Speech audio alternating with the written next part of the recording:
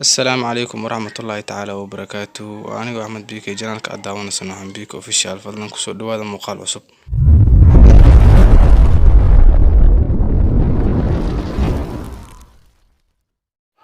dhegeystayaal soo dhawaada waxaan idin xusuusinayaa inaad subscribe like share comment aadan ilaawin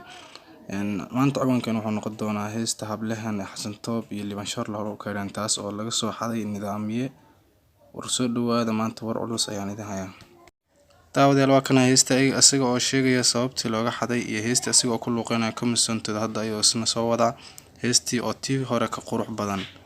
ma aqaan raabka cid uu qaadi doonto balse waa Cumar Jaajan maleynaya asiguna wuxuu qaadi doonaa qaybta Xasan Toob oo qaaday hablaheena bal aan daawan waa kana muuqaalkee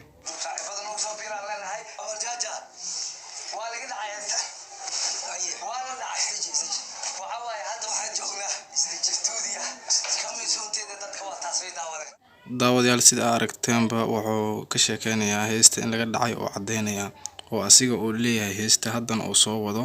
tii midka qurux badan taas oo raab la iska sheekeynaya Sharmo ki Liban Shorla marka hadana waxaan ka tegaynaa heestii iyo cod qurxoon nidaamiye. Wassalaamu calaykum waraxmatullaahi tacaala wabarakaatuh.